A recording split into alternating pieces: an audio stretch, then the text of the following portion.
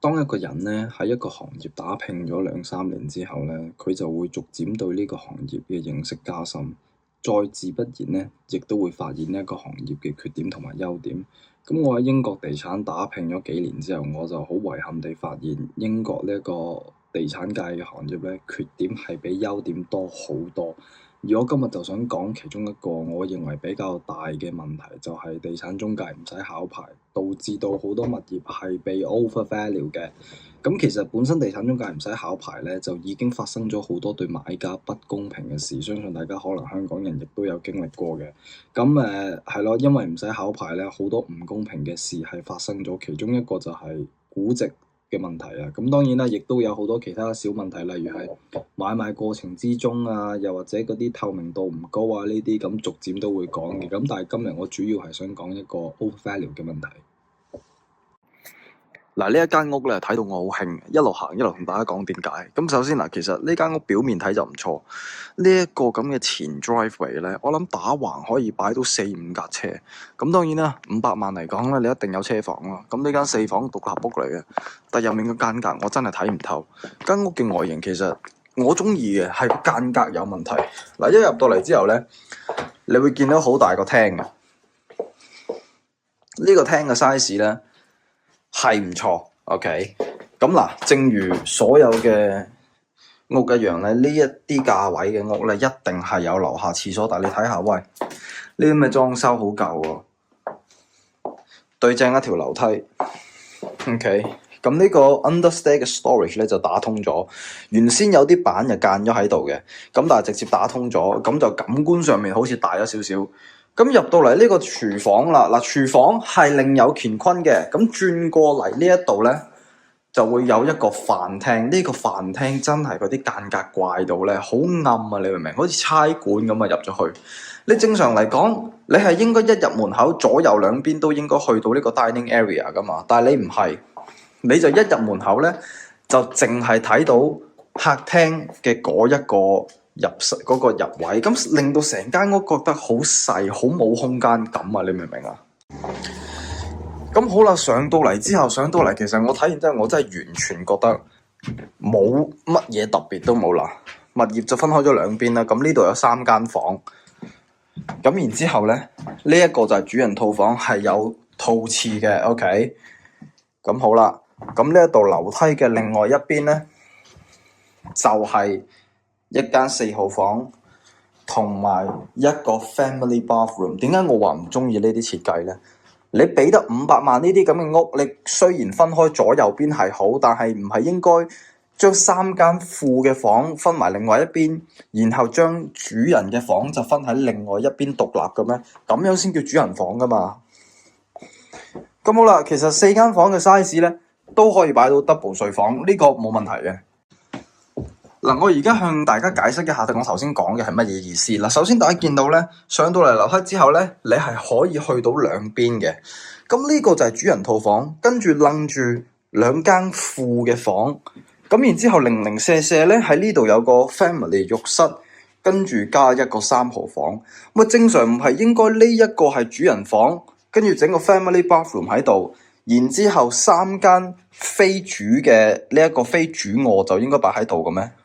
嗱，好啦，大家睇完呢間屋之後咧，好問心咁樣問自己一句：你覺唔覺得自己住緊一層500萬嘅樓？你問我咧，我就唔覺嘅。嗱，如果你喺香港睇緊呢一條片，你一定係覺得 OK 噶啦，係咪先？500萬咁大間屋係嘛，4房獨立屋，咁鬼大個車房，個花園 size 亦都唔錯。但係我可以同你講咧，以 Nottingham 嚟計咧，呢500萬咧根本係玩嘢㗎，擺咗上嚟市場超過3個月，只有1個人睇樓啊嚇！咁首先大家逐漸同大家講一講呢層樓究竟有咩問題先嗱，先講好處啊，好唔好啊？點解呢層樓會夠膽死咗估價500萬嘅咧？咁其實無非都係因為嗰個香港人嘅移民潮喺 NG8有一個地區咧，咁就附近買咗幾層樓，而且全部嗰啲香港人咧都係用高過 asking price 嘅offer 去到買嘅。咁我發現其實有咁嘅趨勢，香港人係好中意落一個高過 asking price 嘅 offer，但係其實英國係唔興呢啲嘢嘅，OK？咁我逐漸就會見到，喂，呢層樓500萬都夠膽擺出嚟。其實我想講咧，我覺得好有可能係個地產中介咧，佢係估值45萬，但係個業主自己死硬頸話要擺上嚟50萬試下個 market。咁啊，有得佢試啦，係嘛？個好處係咩咧？呢一層樓近 M1 啊。NG8 嚟講，呢一個地區係算係非常之寧靜嘅，咁一出去就有條大馬路，而且兩邊係冇建築物，咁就係好空曠、好闊嘅。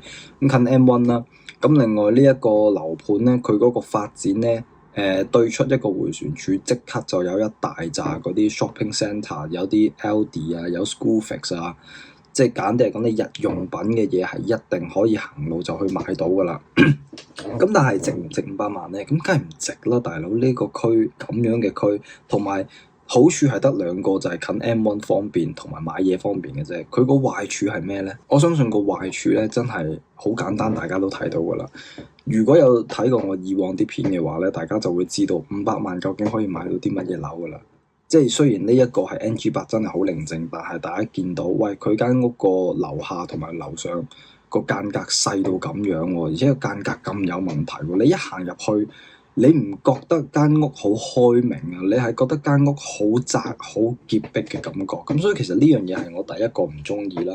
佢個格局其實係有一個問題，你500萬買層樓，竟然可以冇 study room。仲要冇 utilities room，全部變晒咗 open plan，一個大廚房，跟住擸住一個飯廳咁就算，樓下廁所有啊，咁呢啲正常啊，大佬。依家百零萬嘅樓都有樓下廁所啦，你500萬點可以冇啊？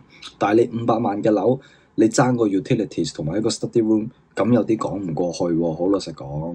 仲有最大一個問題係咩咧？最大一個問題係，喂，大佬，你500萬買個 single garage 喎，係咪？一個 single garage 喎，大佬，你個前 driveway 夠闊啫，但係你 single garage 喎，你講出嚟都好似爭咁啲 feel 啦，係咪先？500萬買個 single garage，咁如果俾我估值呢層樓估幾多咧？我諗38萬真係俾到盡。區係靚，間屋咧都係啲中產高產人住㗎啦，即係個區都似係啲中產高產人住㗎啦。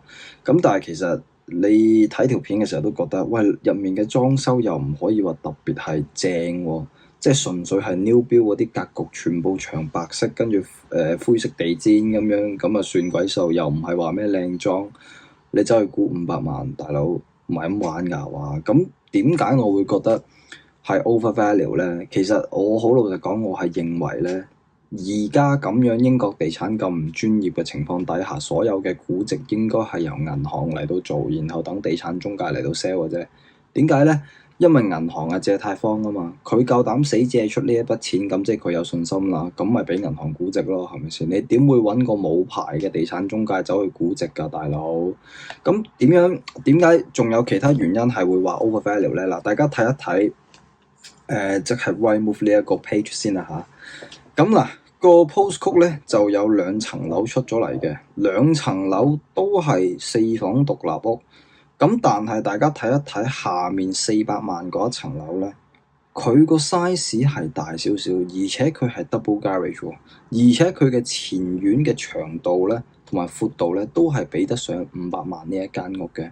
咁究竟點解爭咗100萬咧？呢100萬嘅價差係喺邊度嚟嘅咧？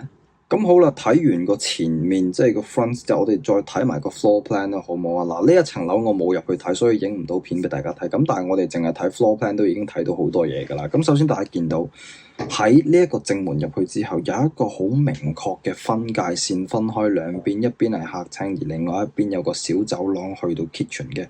咁大家再見到中間間屋嗰度係有一個 dining room 嘅，就唔係好似第一間屋咁樣所有嘢溝埋一齊咁啊算。咁真係好似周星馳話齋咁樣溝埋一齊做瀨尿牛丸都笨咁樣，但係其實佢而家就唔係咁樣，係有一個好明確嘅分界，廚房還廚房，廳還廳，飯廳還飯廳，跟住 kitchen 嗰度再有一個 utilities room， 喺 utilities 嗰度你再可以出去側花園，然後去到個車房嗰一度，呢一啲間隔係明顯好多，係感覺舒服好多，住落舒服好多嘅。咁啊上層其實我就覺得都好少嘢要睇㗎啦，都係4個房一個 ensuite 咁樣，咁所以其實通常屋嘅上層咧係我哋地產中介睇得最少嘅嘢，因為係最唔值得睇，睇嘅係睇下層嗰個住人嘅空間同埋花園嘅大細同埋側花園啊、前花園呢一啲有冇潛力嘅啫。咁好啦，睇完400萬呢一間屋之後，你再對比起500萬呢一間屋，大家會點樣揀？好老實講，我係真係會諗都唔諗，直接就去揀400萬喎。咁但係當然啦，400萬佢又值唔值咧？嗱，正如我所講，嗰區地理位置係好嘅，係寧靜，係舒服嘅。咁但係我諗35萬、38萬已經頂到盡㗎啦。其實嗰一區之所以貴咧，係因為啲人成日覺得嗰班友咧喺倫敦買唔起樓㗎啦，而且咧佢哋收入咁高咧，應該有可能會沿住 A1 或者 M1 呢一啲公路嘅沿線去到買樓住。咁真嘅又唔怪得佢嘅，好老實講，真係有好多倫敦返工嘅人咧，特別 work from home 咧，佢哋係開始會買沿住 M1 同埋 A1 嘅高速公路嗰度買樓啦。咁但係代唔代表佢哋要買到 Nottingham 咁遠咧？好老實講，我當你住正喺 M1 啊，你一嘢揸車揸落去倫敦，起碼都2個半鐘啦，係唔係先？咁如果我係又支付得起400-500萬呢一個樓價，而我又 work from home，我公司喺倫敦，點解我唔可以揀近啲咧？係嘛？Leicester 都已經近啲啦，係咪先？你講 Milton Keynes，其實你400萬都買到啲好嘢，點解要上嚟 Nottingham 咧？好老實講，個價值喺邊度咧？哇！一睇就知呢個有睇爛屋啦，門前仲要有塊板嘅添啊！呢間屋咧，應該就唔係 probate 㗎啦，我諗應該有可能係 repossession。咩叫 repossession？即係銀主盤咁嘅意思啊嚇！嗱，一入到嚟咧，大家見到都知要幾難㗎啦，係全執啊，冇窗口、冇廚房、冇廁所，乜都冇啊！呢間屋係個業主唔知點解翻身下佢又唔做，完全唔知做乜鬼嘢，啲門啊拆晒㗎啦。嗱，咁講一講我而家喺邊先？我而家喺 NG7 Burford Road。如果咧一啲投資者嚟過就知道呢度係可以話係一個 HMO 嘅聖地嚟嘅。嗱，首先咧間屋咧係冇燈、冇水、冇廁所、冇廚房，乜都冇嘅。咁呢一層樓咧就擺上拍賣，4房排屋，起標價16萬，值唔值16萬咧？值，我同你講，因為呢一條街咧4房咧。一個靚仔嘅 condition 咧，係價值26萬，甚至最高咧見過285000嘅。咁有人問啦，點解呢一啲咁嘅爛鬼排屋咁貴咧？咁其實原因係因為個投資價值嘅啫。因為你呢度間咗4房或者5-6間房出嚟嘅話咧，係租俾學生。呢度 NG7啊，大佬，你唔驚冇學生啦？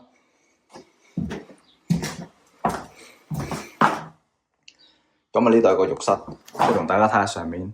我屋頂穿咗喎，大佬幾正！呢間嘢都唔知要執到幾時。咁嗱，廁所就喺度。